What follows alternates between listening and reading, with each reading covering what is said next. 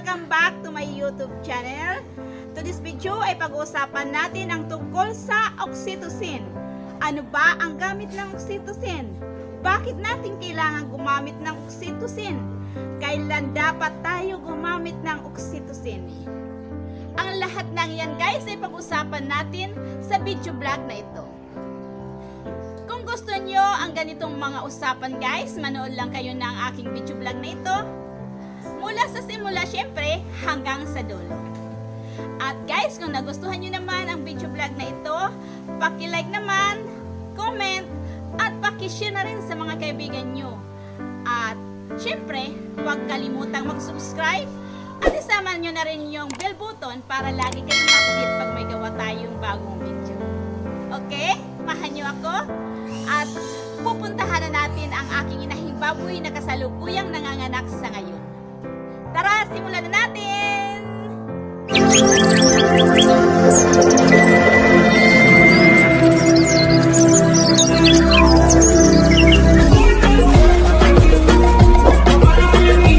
Itong kadahilanan kung bakit dapat tayong gumamit ng oxytocin sa panganganak ng ating inahing baboy.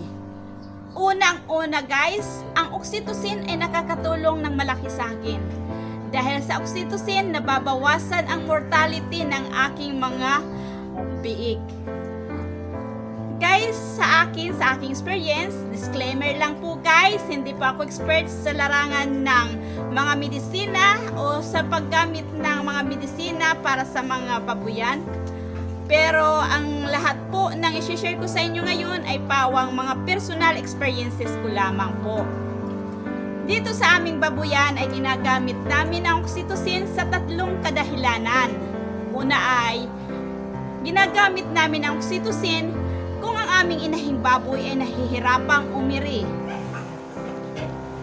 Pero guys, tandaan lang natin na bago tayo magturok ng oxytocin ay dapat ay may mga sinyalis na manganganak na ang ating inahing baboy. Katulad ng paglabas ng likido at yung mga gamunggo na mga pupo ng ating mga biik na nasa loob pa ng tiyan ng ating inahin. Iwasan lang natin guys na magturok ng oxytocin kahit 114 days na ang ating inahing baboy kung hindi pa rin ito nagpapakita ng sinyalis na manganganak na siya. Nang sa ganun guys ay hindi mapirsang manganak ang ating inahing baboy. Kami guys, ang unang turok namin ay 2 ml. Pwede nating iturok sa may pigi o kaya sa may liig ng ating inahing baboy.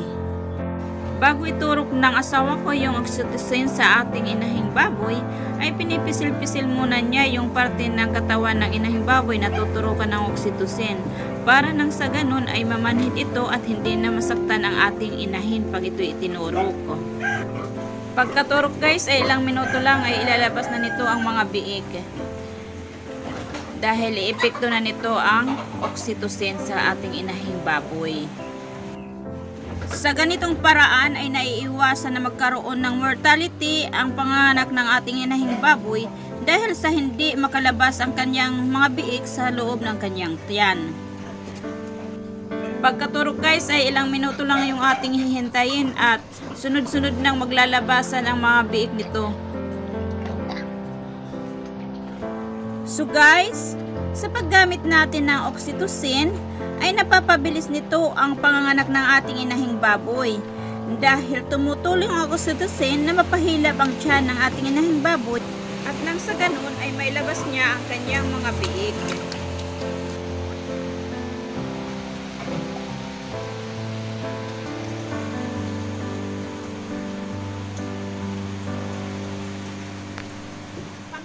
Ay ginagamit namin ang oxytocin kung masyadong matagal ang interval ng paglabas ng mga biik sa aking inahing baboy.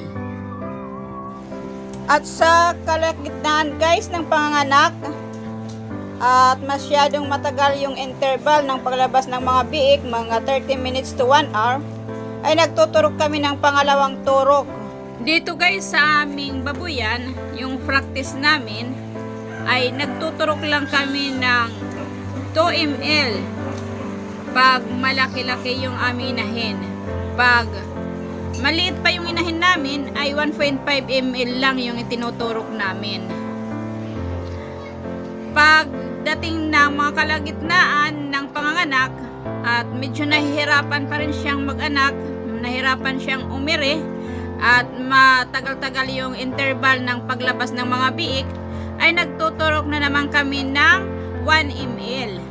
Kasi nga guys, sa experience namin dito sa aming babuyan noong mga nakaraan, pag nasusobrahan yung dosage na inaibibigay namin sa aming inahin, maraming nasasayang na gatas na dapat nadididi na ng ating mga biik. Lalong-lalo na guys, yung unang patak ng gatas, yung colostrum. Kasi guys, yung oxytocin ay tumutulong na magpalakas ng daloy ng gatas sa ating mga inahing baboy. So, kailangan lang talaga na tamang dosage lang ang maibibigay natin sa ating mga inahing baboy. Dito sa aming babuyan guys ay mas gumagaan yung aming trabaho pag gumagamit kami ng oxytocin habang nanganganak yung aming inahin baboy, dahil guys, hindi nahihirapan yung aming inahin sa paglabas ng mga biik. Pangatlo guys ay kung matagal na lumabas ang placenta o yung inunan sa ating inahing baboy. Yan guys ang tatlong kadahilanan kung bakit gusto kong gumamit ng oxytocin. Syempre guys, ang susunod nating gagawin ay ang tamang pangangalaga sa ating bagong silang na mga biik. Meron nga pala akong video vlog guys ng tungkol dito, yung tamang pangangalaga sa ating bagong silang na mga biik. Kung hindi pa kayo guys nakapanood ng video vlog ko na tungkol sa kung paano pangalagaan ang bagong silang na mga biik, ay ilalagay ko na lang guys yung link dito sa baba sa description box. Sana guys ay mapanood nyo rin para naman sunod-sunod na malaman nyo ang tamang pangangalaga o ang tamang proseso sa pag-aalaga ng mga bagong silang na mga biik. Meron tayo rito mga 13 mga biik na inilabas ng ating inahin. Successful ang kanyang panganganak sa ngayon. Sa tulong ng oxytocin ay nailabas na ating inahin ang lahat ng biik ng maluwalhati. Hindi nahirapan guys ang ating inahin sa kanyang panganganak dahil na rin sa tulong ng oxytocin. Tumutulong ang oxytocin sa pagpapahilab ng tiyan sa ating inahing baboy. So lahat ng biik na nailabas ng ating inahin ay masisigla at malulusog. So guys, kunting recap lang po muna tayo bago tayo magtapos sa ating video vlog na ito. Kung kailan ba dapat natin gamitin ng oxytocin sa ating mga alagang baboy. Una, dapat gamitin natin ang oxytocin kung nahihirapan ang aking inahin sa pag-iri. Pangalawa ay kung masyadong matagal ang interval ng paglabas ng mga biik sa aking inahing baboy. Pangatlo guys ay kung matagal na lumabas ang placenta o yung inunan sa ating inahing baboy. Ang mga yan guys ay ang kadahilanan kung bakit gumagamit ako ng oxytocin. So guys, hanggang dito na lang. See you in my next vlog. Pero bago tayo magtapos, huwag kalimutang mag-subscribe at pakihit na rin yung notification bell para lagi kayong ma-update pag may bago tayong gawang video.